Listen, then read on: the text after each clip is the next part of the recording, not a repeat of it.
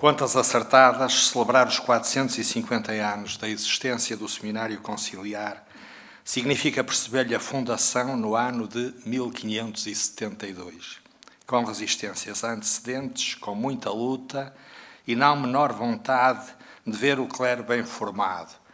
Do Concílio de Trento trazia Dom Frei Bartolomeu dos Mártires a vontade de edificar na Arquidiocese de Braga uma casa ao serviço da melhoria do clero. Os primeiros estatutos virão mais tarde, em 1620, a autoria de Dom Afonso Furtado de Mendonça. Tudo se ordena dentro do seminário: direção, vida, formação, administração, disciplina.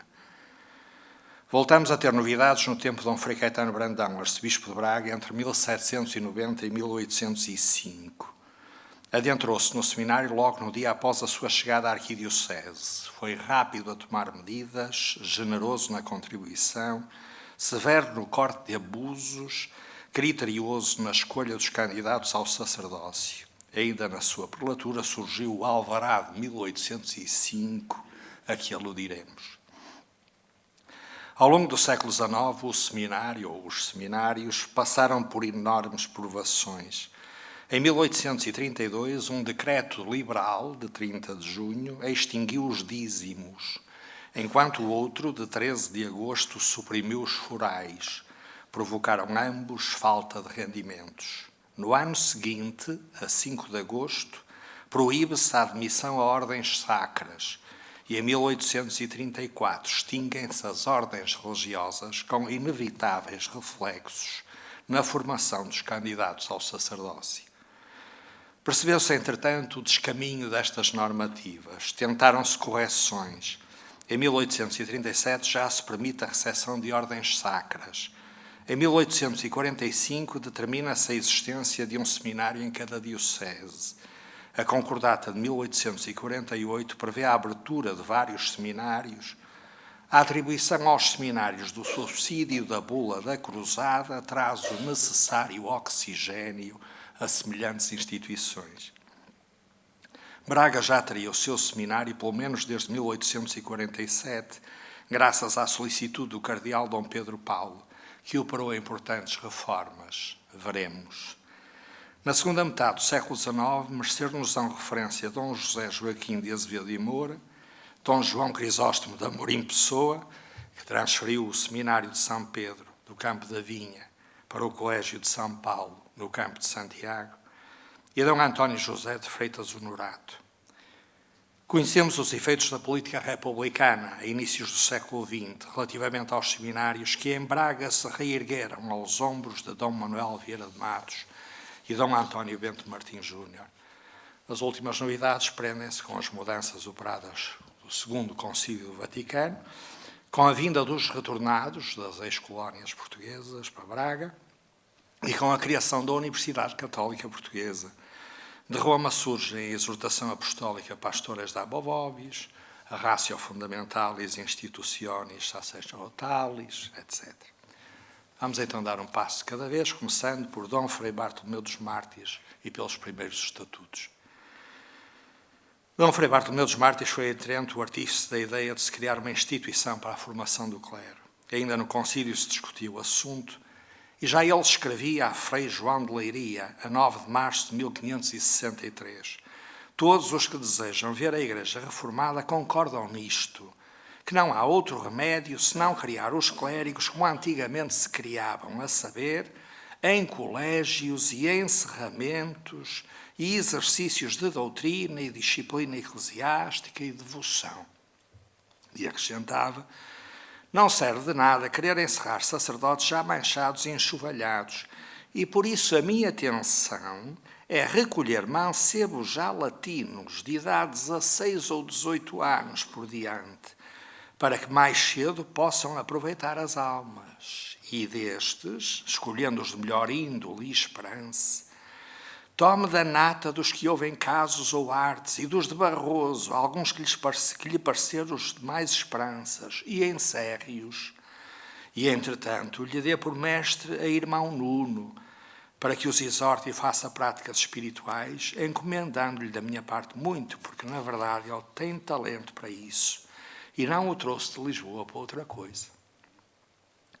O primeiro grupo de jovens ter-se-á reunido no ano de 1564, enquanto se ia pensando na construção do seminário.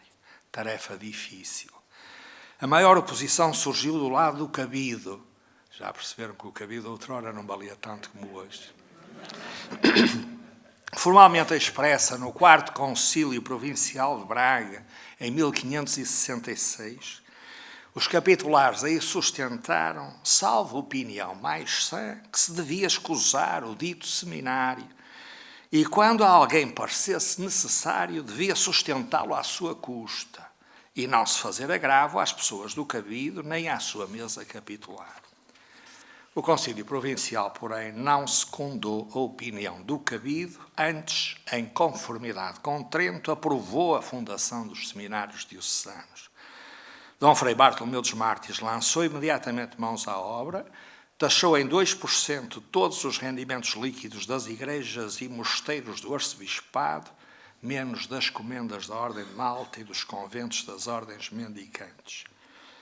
O Santo Padre Pio V expediu em 25 de novembro de 1569 o breve ex debito, pelo qual aprovou não só a instituição do seminário, mas também a contribuição lançada para a manutenção dele pelo arcebispo.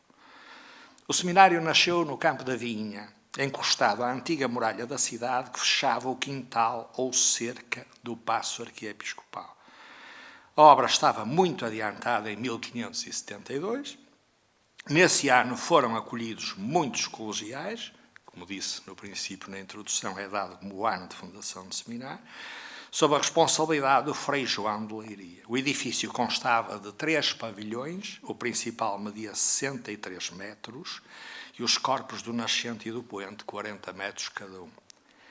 Como casa de formação, durante quase 2 séculos, até à extinção da Companhia de Jesus em 1759, o Seminário de São Pedro funcionou apenas como recolhimento de formação espiritual, fazendo aí os alunos pouco mais que a preparação das aulas e os exercícios de conferências e disputas e uma lição diária de canto, pois as humanidades, a filosofia e os casos de consciência estudavam-se no Colégio de São Paulo e a teologia nos Agostinhos do Pópulo, desde que ali existiu a escola dessa disciplina, criada pelo arcebispo Dom Frei Agostinho de Jesus. Dom Frei Bartolomeu dos Mártires não lhe deu estatutos. A bula continuava a ser o Concílio de Trento, no De Reformatione, capítulo 18, da seção 23. Os primeiros estatutos, como se disse na introdução, apareceram em 1620, assinados por Dom Afonso Furtado de Mendonça. Falam dos colegiais, número no máximo 44, dos porcionistas, eram os alunos que se sustentavam à sua própria custa, e dos moços de coro, 6, para serviço no coro da Sé, estes apenas com aulas de latim, canto de órgão e contraponto. Referem também os que devem servir a instituição, colhidos de entre os alunos ou recrutados no exterior. Quem são então os funcionários? Tem enfermeiro e seu ajudante, um cargo muito interessante, apontadores, registavam as infrações e iam de cuscos para os superiores. Sacristão, um cargo fundamental, despertador, uma espécie de campainha de carne e osso.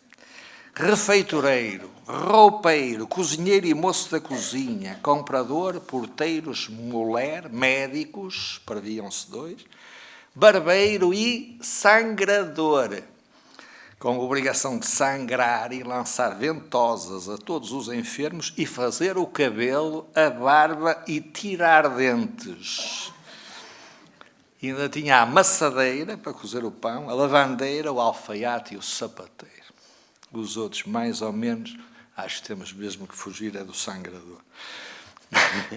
Na responsabilidade cimeira, para além do arcebispo, aparecem-nos o reitor, o vice-reitor, o mestre do canto, o prefeito e o confessor, este com muito trabalho. Com efeito, logo na entrada, os noviços têm a confessar-se e comungar. E o fenómeno repete-se em várias outras ocasiões. Natal, Páscoa, Pentecostes, festa da Assunção de Nossa Senhora, festa do padroeiro São Pedro, quando alguém adoece. As devoções marianas, interessante esta nota, prevê-se que durante a missa se reze pelas contas ou horas de Nossa Senhora. É curioso que já mesmo depois de entrar do Vaticano II em dia, muita gente dá coça aos dedos. A missa cotidiana, a oração antes e depois das mesas e outras orações completam o quadro piedoso dos seminaristas. Com pormenor se definem as roupas, quase sempre até aos pés, sempre sóbrias, preponderância para o negro. Igualmente se definem à minúcia os horários de verão e de inverno. O sono a ser atordoado no verão às 5 horas da manhã e no inverno às 6. O lançamento para o sono ocorre invariavelmente às 22 horas. Na rua ninguém anda sozinho. Existe a companhia de um anjo da guarda, de um outro seminarista. Nas idas para as aulas, Colégio de São Paulo ou para o Pópulo, acresce a presença do vice-reitor. Outras curiosidades. Nas celas, como adorno, só se permitem crucifixos ou retábulos de Nossa Senhora ou dos Santos. Durante as refeições, e ainda era assim no meu tempo quando entrei aqui, não se fala, exceção feita ao lente que publicita a vida de algum santo ou relembra partes dos estatutos. Por último, um sublinhado aos critérios de admissão de seminaristas. Terão que ser sangue puro.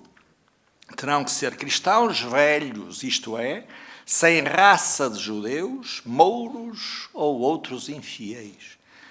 Daí as inquirições de género, que o Rui conhece bem, e os historiadores, condensadas em tantos papéis que os arquivos conservam e que ainda hoje são preciosas, por exemplo, quando se querem fazer genealogias, porque o seminarista era filho de neto materno, neto paterno.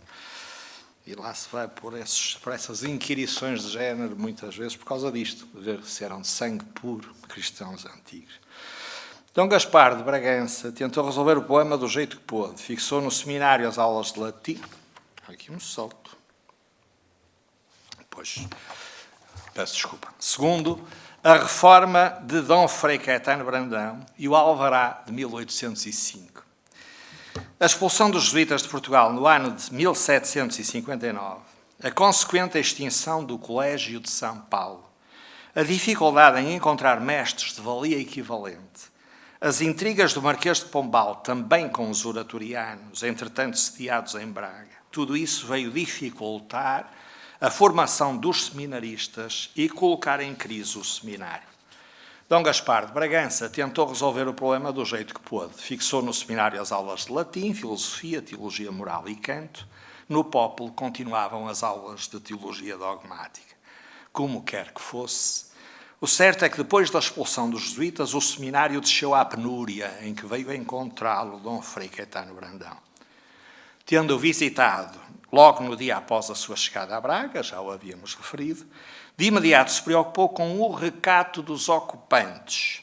Mandou estreitar com rótulas as janelas dos cubículos, impedindo os seminaristas de lançarem a cabeça para fora ou de colherem coisas do exterior.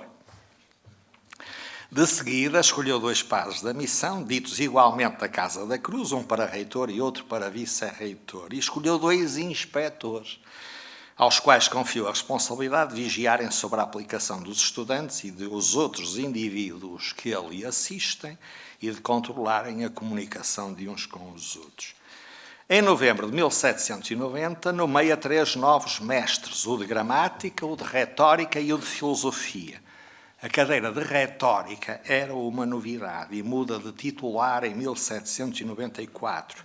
Toma conta dela um dos vários clérigos franceses acolhidos pelo prelado no seu palácio arquiepiscopal.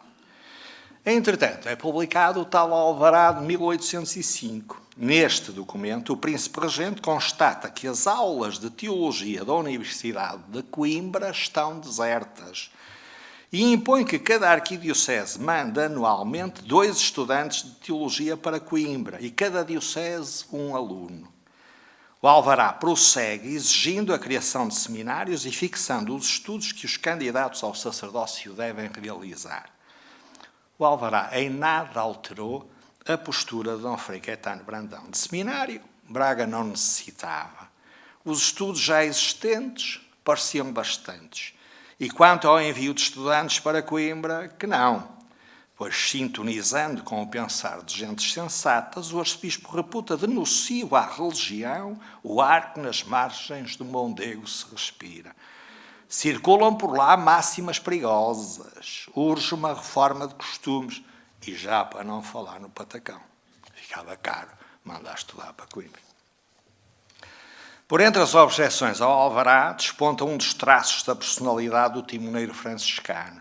Ele sabe tornar-se odioso aos olhos de muitos por causa da nímia exação, do excessivo rigor que usa na escolha dos candidatos ao sacerdócio. Nesse sentido, tenta detectar atempadamente vocações duvidosas, dificulta o acesso à casula a desinstruídos ou indignos, procura cercear caminhos torpes de acesso ao ministério sagrado.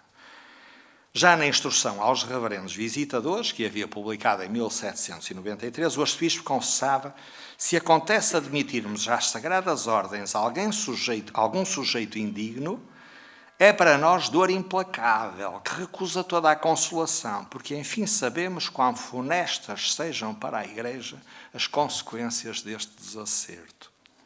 Os visitadores devem informar-se bem dos candidatos ao sacerdócio, devem ser diligentes no exame do caráter e vocação deles, devem estar atentos aos indicadores de vocação, a saber, os seminaristas estão aqui, faz favor, confiram, inclinação para as coisas de Deus e da Igreja desde os primeiros anos, índole dócil e humilde, isenção de vícios, sobretudo dos grosseiros, companhias adequadas, modéstia e gravidade no vestir, aplicação e progresso nos estudos, frequência amiudada aos sacramentos. São os sinais. Na pesquisa, devem os visitadores recorrer às vizinhanças, já que os próximos ao ordinando podem ser faciosos, auscultando pessoas imparciais e bem-intencionadas. E tenham sempre presente que a Igreja não tem necessidade de ruins ministros que a desfigurem e envileçam com a sua infame conduta.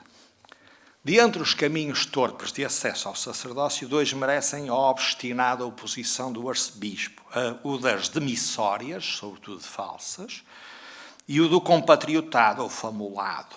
Não concorda o arcebispo com essa mania infernal, assim escreveu uma carta dirigida a Manuel do Cenáculo, a 2 de setembro de 1796, de alguns quererem ascender às santas ordens, seja como for. Para percebermos melhor a questão das demissórias, ouçamos o que o Primaz, a inícios de 1796, escreve ao seu biógrafo António Caetano do Amaral. Há um abuso presentemente de perniciosíssimas consequências e por isso necessita de ser atalhado com alguma providência. Os que querem escapar das provas requeridas para entrar dignamente no sacerdócio procuram dispensa para serem havidos por patriotas do patriarcado.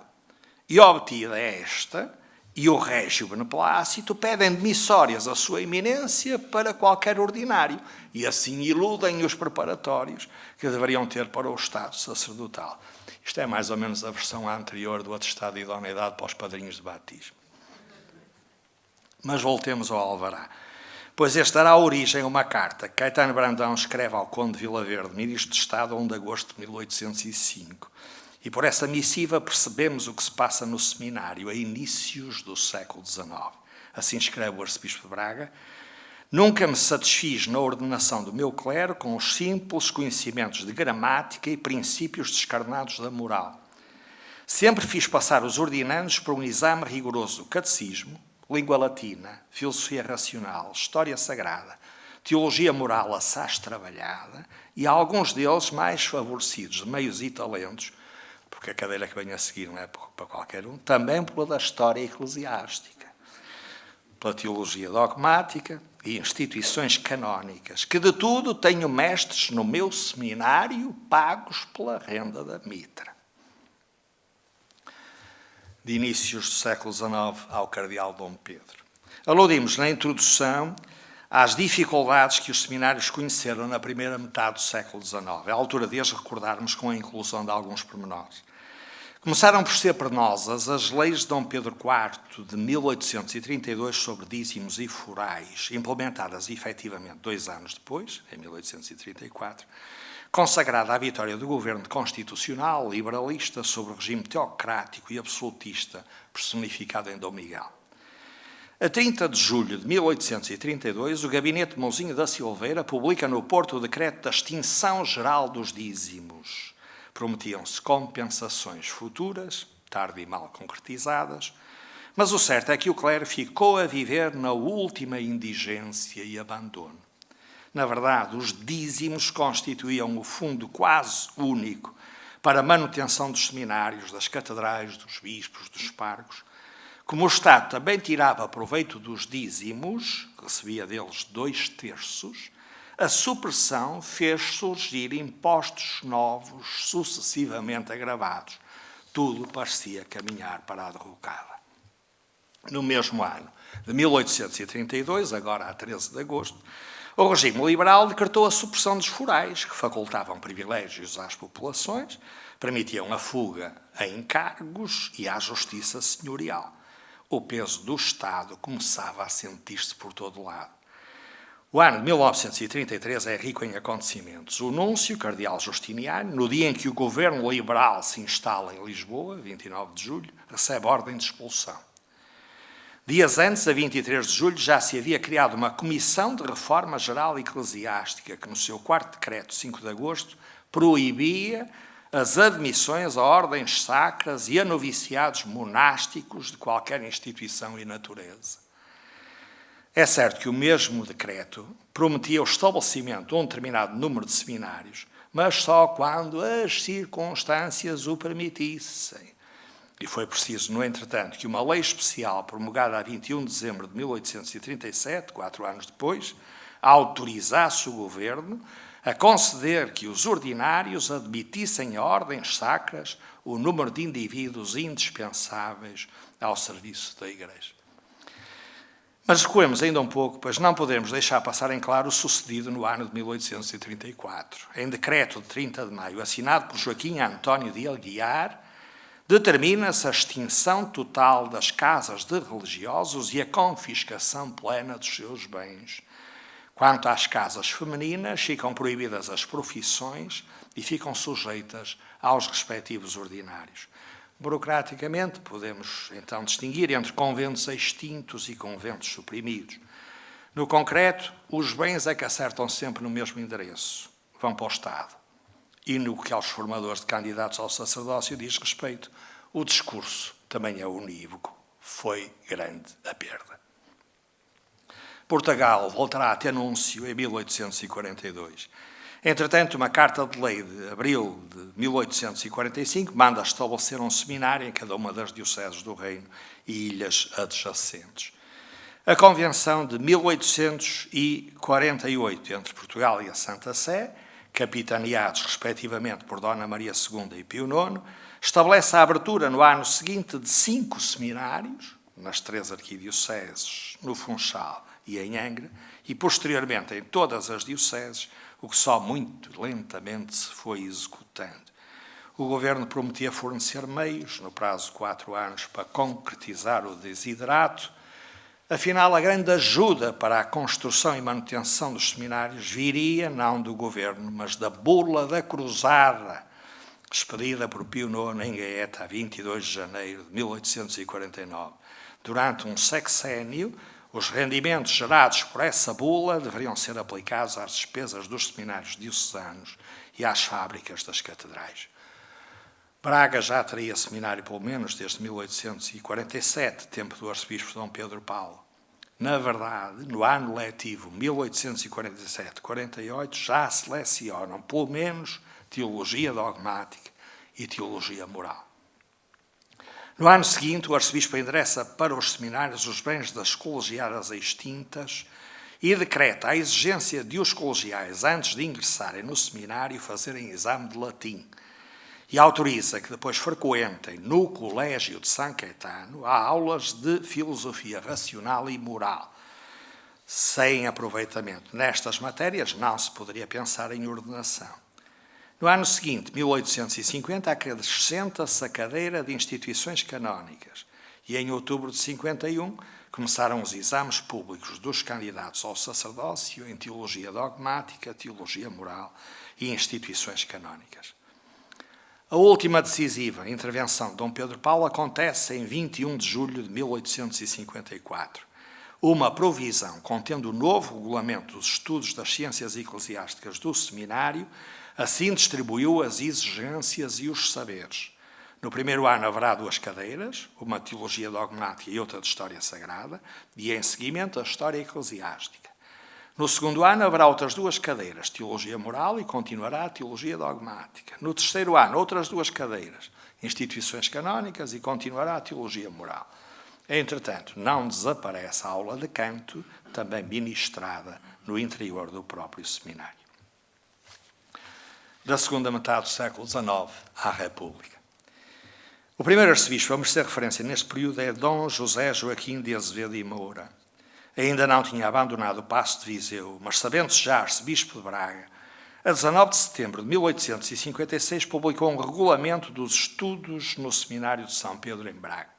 Fala das matrículas dos alunos, tempo de se fazerem e modo de as registar, dos professores, maneiras de lecionar e de avaliar os alunos, das faltas às aulas e respectivas punições, dos requisitos académicos exigíveis a quem quer ser admitido no seminário, tinha que saber gramática latina, filosofia racional e moral, retórica, fala da indumentária, capa, batina, cabeção, sapatos e meias pretas e do respeito para com os mestres. Chegado a Braga, a 18 de novembro de 1856, nesse mesmo dia lançou um edital solicitando a listagem dos candidatos ao sacerdócio para saber se sobre eles podia colher informações, exigindo-lhes presença em todos os dias santificados na missa conventual da sua paróquia e a comunhão das mãos do pároco uma vez por mês, prévia passagem pelo Tribunal da Penitência. Os editais continuarão a proliferar. A 2 de dezembro de 1856, volta a falar do vestuário, exortando depois às boas condutas e ao combate dos vícios. Nada de fumar nas ruas e praças públicas, não frequentar lupanares, nem casas de jogo, nem botequins. O de 10 de fevereiro de 1857 estabelece as habilitações e provas exigíveis para a prima tonsura, para o subdiaconado. Há muita gente que está aqui que ainda se lembrará da prima tonsura, do andar vestido de preto. Estas coisas fazem parte da história da casa. Portanto, o que é preciso para a prima tonsura? Os padres andavam lá com uma moeda na cabeça, não é? O subdiaconado, agora não existe desde o Vaticano II, mas existia, para o diaconado e para o presbiterado. O de 30 de novembro de 1858 gira de novo em torno da moral. Ora, vamos lá, queridos alunos. Os alunos não devem frequentar casas de jogos proibidos, nem casas de prostituição, está lá dito assim. Nem vender as vestes escolares ou os compêndios para manterem os vícios. Não devem ser dados ao jogo, não devem frequentar bilhares ou botequins, não devem participar em motins noturnos. Por um relatório de 28 de fevereiro de 1859, sabemos que aulas tiveram os alunos no ano anterior. Gramática latina e latinidade, filosofia racional e moral e princípios de direito natural, história sagrada e eclesiástica, teologia dogmática, teologia moral, instituições de direito canónico, canto, chão e música. No ano seguinte, juntou-se a tudo isso a teologia pastoral. Criaram-se cadeiras de oratória, existiu até há bem pouco tempo a cadeira de oratória, que grande jeito fazia. Ainda que em alguns casos ficasse a armação, o conteúdo continuava pobre. Se o padre falou muito bem, o que é que ele disse? Isso não sei, mas que falou bem.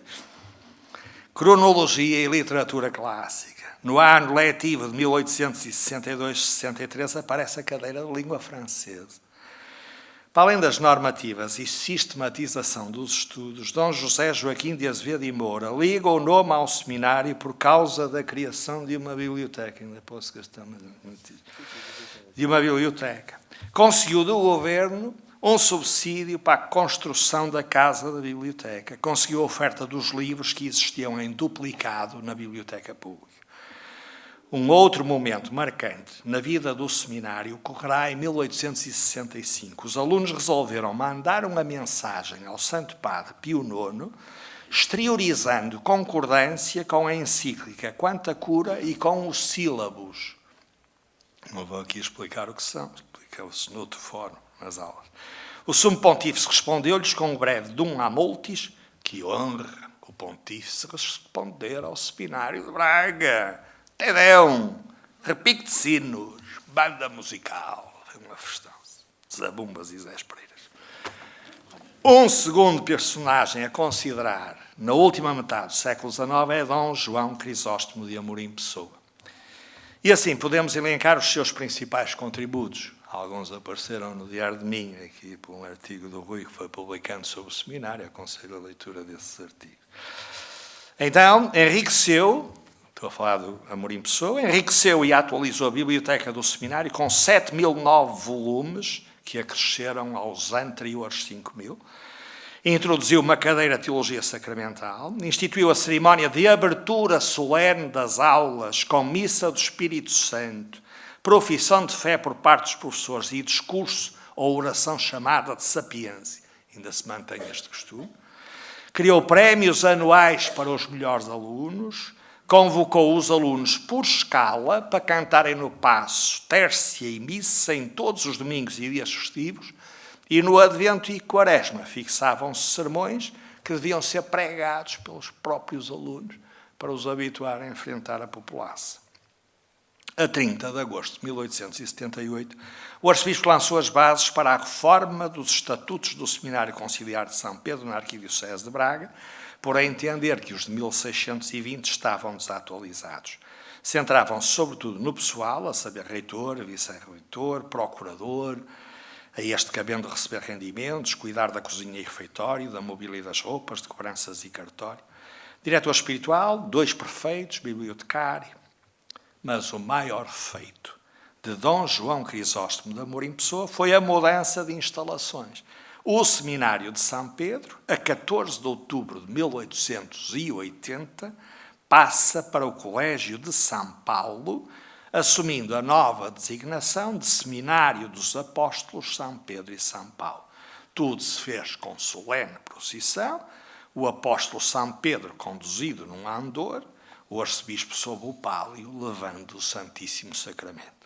Entretanto, foram criadas as cadeiras de Teologia Exegética no curso superior e de elementos de Física, Química e História Natural no curso de preparatórios.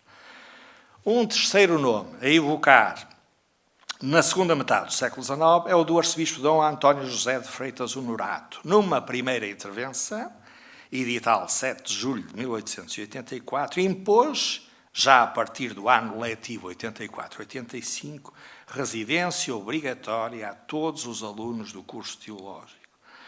No mesmo ano de 84, mas em novembro, publicou o regulamento disciplinar provisório que deve ser observado pelos seminaristas do nosso Seminário Conciliar dos Apóstolos São Pedro e São Paulo. Este regulamento provisório tem uma parte preceptiva, onde se abordam o modo de vestir, a pontualidade, a frequência aos sacramentos e posturas na capela, as conversas e maneiras de falar, o silêncio no refeitório e em todos os atos da comunidade, o asseio e limpeza no corpo e nos aposentos, as orações da noite e o comportamento noturno. Tem uma segunda parte proibitiva. Não se pode danificar paredes ou móveis. Vou dizer o que vem a seguir, é o que lá está. Não se pode cuspir ou escarrar fora dos lugares para isso designados. Eu ainda me lembro de existirem umas escarradeiras. Falar alto ou fazer barulho nas horas de estudo ou silêncio. Passear pelos corredores fora da hora do recreio. Usar as janelas para comunicações com o exterior ou para atirar o que quer que seja. cabe tudo no que se podia atirar pela janela.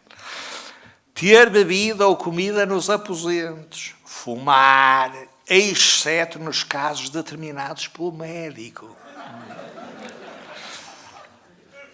Usar o locutório fora dos horários estabelecidos. A terceira parte é penal, que vai da admoestação em particular, passando pela repreensão diante dos companheiros, acabando na expulsão por incorrigível.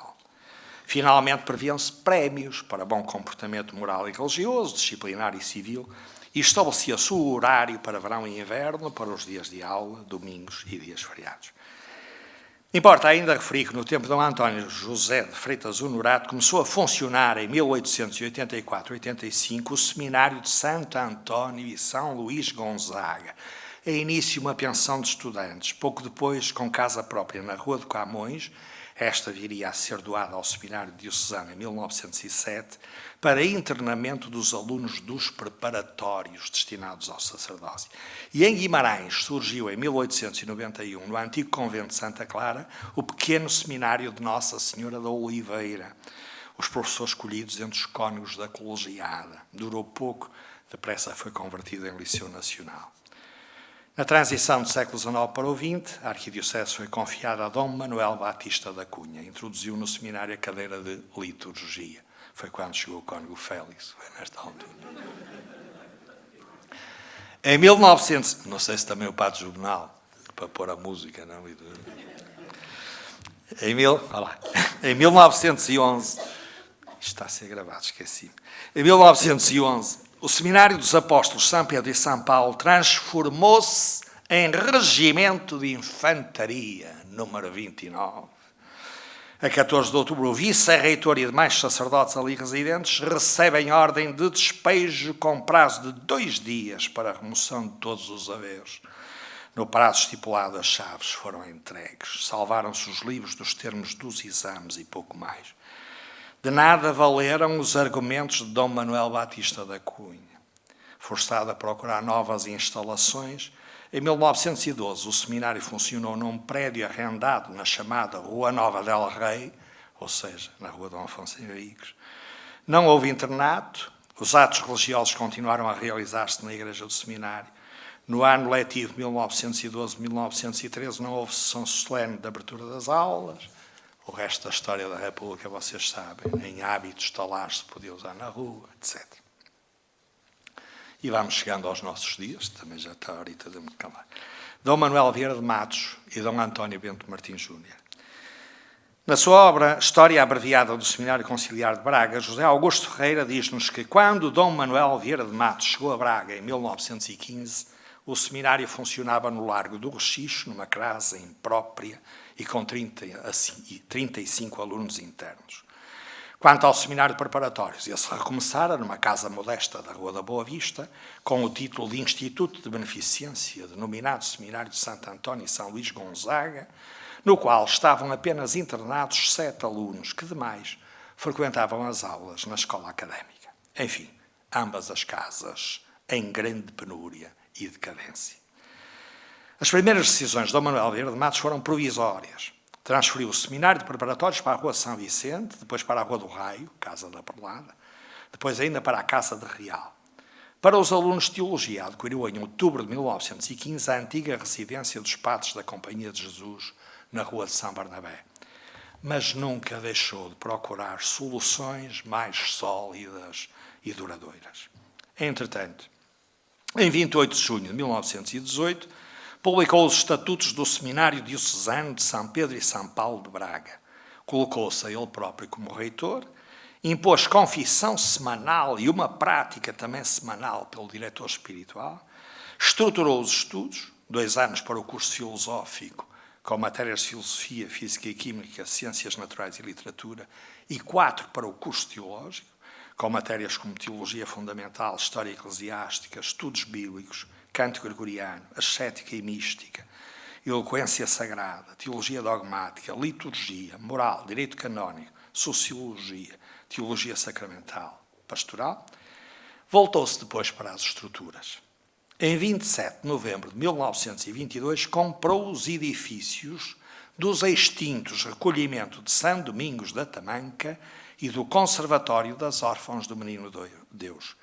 Daqueles edifícios aproveitou apenas as paredes da capela e ergueu um majestoso monumento, com capacidade para 400 alunos e tudo o necessário ao bom funcionamento de um seminário de preparatórios.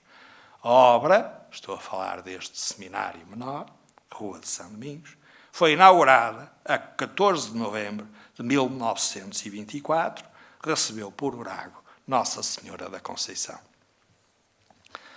No dia 6 de setembro de 1928, foi lavrada a escritura pública da compra, por parte do arcebispo da Quinta do Tanque, onde já se havia sediado o Paço Arquiepiscopal. Como sabeis, o Paço Arquiepiscopal é onde é agora a reitoria da Universidade do Minho. Foi-nos expoliada pela República, estão-me a pôr na pele da Igreja, e foi preciso encontrar solução para a residência do arcebispo. Quinta do Tanque. Foi aí que começou a presença com o Paço Arquiepiscopal. Entretanto, o arcebispo comprou a quinta toda, o espaço à volta, um amplo espaço, que haveria de acolher, a face voltada para a Rua de Santa Margarida, o grande seminário dos alunos de teologia. A primeira pedra é benzida, sempre a Imaculada a ditar as regras, no dia 8 de dezembro. Para ajudar à educação dos seminaristas pobres e às construções, ainda para esclarecimentos fiéis sobre a missão e finalidade dos seminários, Dom Manuel Vieira de Matos lançou em 1918 a obra das vocações e seminários, vulgarmente conhecida por OVS. Quando faleceu, a obra do Seminário Maior estava ainda por concluir. Faltava-lhe a ala esquerda e tudo quanto desse lado foi feito. Capela, o Salão Nobre, biblioteca e arcaria no piso subjacente a esses espaços. E olhem a delicadeza do arcebispo. Para que é essa arcaria que fica no piso subjacente ao Salão Nobre e à capela? Para que os alunos se pudessem abrigar, estando em recreio, nos dias de intenso calor ou de chuva. Mesmo assim, o seu sucessor resolveu gravar-lhe o brasão na porta de entrada, apesar do edifício não estar concluído, como disse, qual justa homenagem a quem reergueu o Seminário de Braga depois do autêntico terremoto provocado pela legislação republicana. Ainda sobre Dom Manuel Vieira de Matos, um último sublinhado, a uma outra sua benemerência, também se preocupou com a formação dos professores, enviando para Roma, para o Pontifício Colégio Português, fundado e aprovado por Leão XIII em 1900, um conjunto de presbíteros, entre os quais se contam Avelino de Jesus da Costa, quem não conhece, gigante historiador, Adão Salgado Vaz de Faria, temos as nossas irmãzinhas da família, António Gonçalves Molho de Faria, quem o teve por professor nunca mais o esquece, não foi mais pela maneira como fazia os cantos. O nosso autor traz estas coisas aqui, faz bem trazê-las aqui, mas fazeria melhor tê-las trazido antes. Era uma figura icónica, mas um homem culto. Professores fundamentais no seminário. A obra de construção do seminário foi prosseguindo no tempo de Dom António Bento Martins Júnior. Em 1934, o jornal Diário de Minho divulgava o programa da inauguração solene do que já estava construído. Foram nesse ano acolhidos 81 seminaristas teólogos. Lamentava-se, entretanto, o arcebispo de não ter casa condigna para os seminaristas filósofos, em número de 75. Acolhendo-se uns à hospitalidade do Paço, outros numa dependência própria. Em 1935 abre-se uma subscrição para a construção da capela. E no ano posterior as notícias soam assim. Temos atualmente nos dois seminários um total de 503 alunos, sendo 340 no de Nossa Senhora da Conceição e 163 no de São Pedro e São Paulo. Destes, 58 seguem o curso filosófico e 105 o teológico. Quando eu entrei nesta casa éramos 437. E no meu ano, primeiro ano, éramos 137. Éramos mais que as mães. Era gente que fazia. Está quase. Posso? 2 minutos. No ano letivo de 1938-39, já está em funcionamento a ala norte, permitindo o descongestionamento do resto do edifício e o melhoramento das condições de instalação dos alunos. E aparecem normativas sobre processos de ordenação e exames de ordens e ainda sobre admissão e exames de admissão no seminário. Em 1940 aparecem os estatutos da OVS, a Obra das Vocações e Seminários.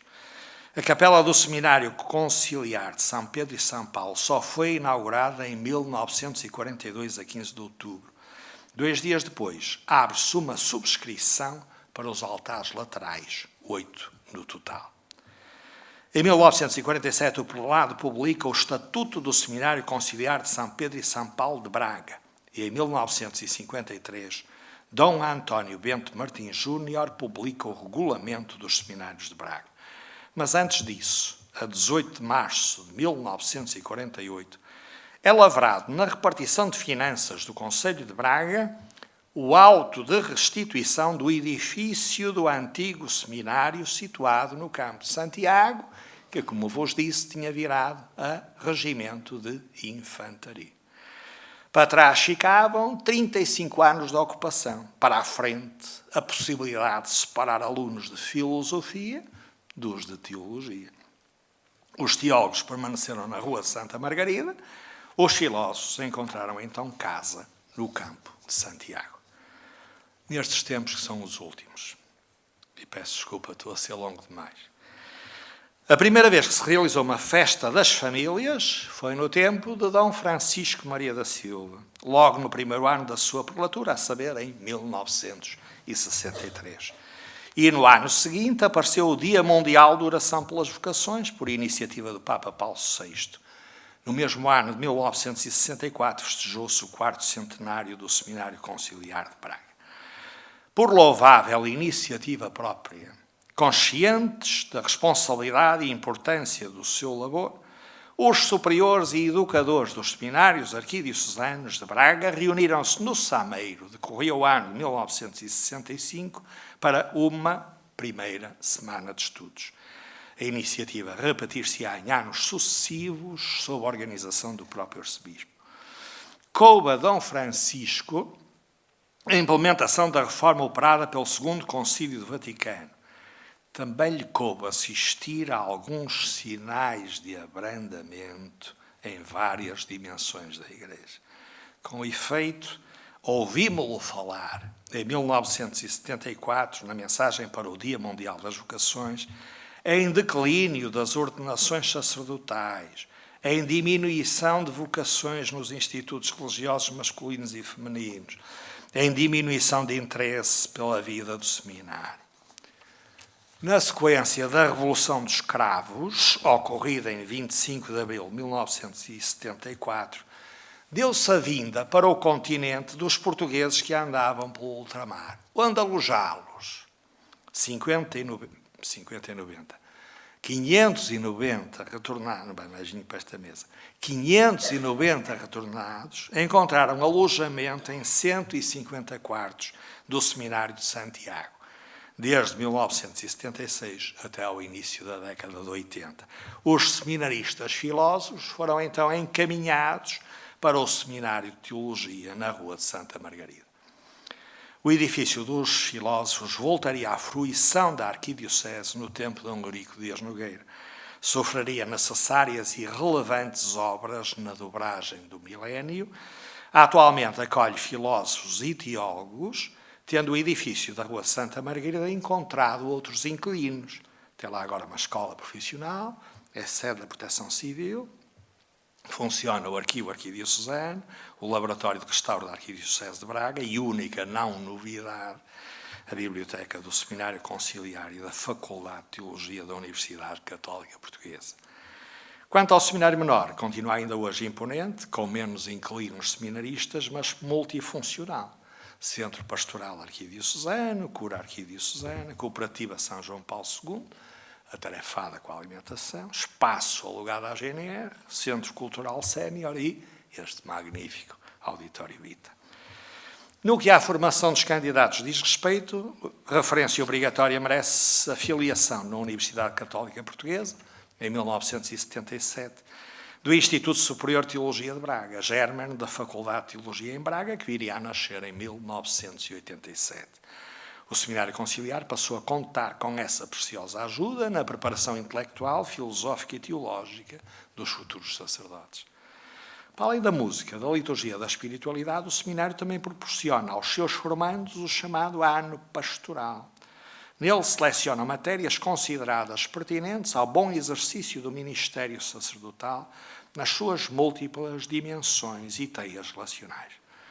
Esse ano pastoral foi criado por Dom Jorge Ferreira da Costa Ortiga, a inícios deste nosso milénio, e nele se ministram matérias como ciências políticas, práticas celebrativas, dimensões da pastoral, património religioso e pastoral, música pastoral, pastoral da cultura, acompanhamento das consciências, homilética, evangelização, direito canónico sacramental, vida paroquial, economia e gestão paroquial.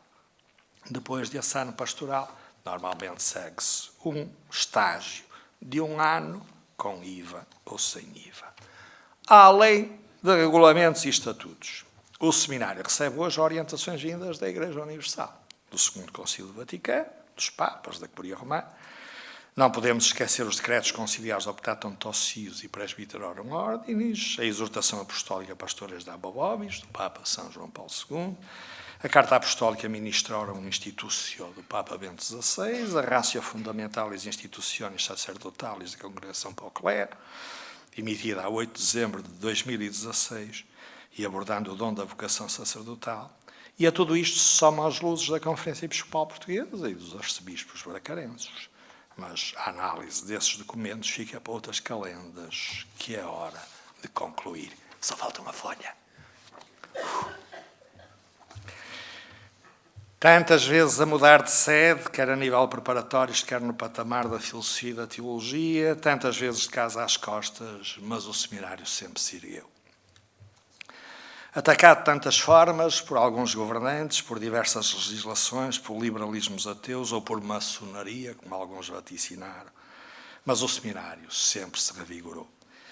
Merece destaque e gratidão o gigantesco esforço de muitos que nos antecederam. Sem mais, cantamos loas a Dom Frei Bartolomeu dos Mártires, o homem de Trento, também da Igreja Bracarense, honra da nossa história aqui episcopal e da Igreja Universal. Recordamos igualmente Dom Frei Caetano Brandão, disciplinador, inovador, humilde e generoso, preocupado sempre com a prosperidade da Igreja que o seminário ajuda a construir. Não esquecemos o cardeal Dom Pedro Paulo, colhido nos vendavais da expulsão do núncio Justiniano e da extinção das casas dos religiosos. Soube sempre encontrar meios para colmatar a penúria do seminário em bens e em formadores. Enfatizamos igualmente a obra de Dom José Joaquim de Azevedo e Moura, prolixo legislador, pai da biblioteca do seminário, e não esquecemos Dom João Crisóstomo de Amorim Pessoa, a quem se deve a transferência do seminário de São Pedro para o Colégio de São Paulo. O século XX começou com um gigante, Dom Manuel Vieira de Matos, felizmente sucedido por outro grande empreendedor, Dom António Bento Martins Júnior. E o edifício da Rua Santa Margarida é a verdadeira estátua aos prelados erguida. Ao longo da sua história, o seminário foi contando com o apoio do clero e, sobretudo, com o apoio e a generosidade do povo, que sabe da importância dos sacerdotes e da sua boa formação. E é pelo povo, para o povo e com o povo que o padre ganha sentido e sabor. Damos os parabéns pelo caminho percorrido. Para o presente e para o futuro, pedimos eterna capacidade de rejuvenescimento, ousadia e clarividência, persistência e tenacidade, vocações e meios. O seminário sempre se soube erguer e reinventar. Com a ajuda de Deus, dos que lá trabalham, de todos que colaboram, com todo o clero e todo o povo, possa continuar a escrever a sua dourada história, a bem de Deus e do povo. Muito obrigado.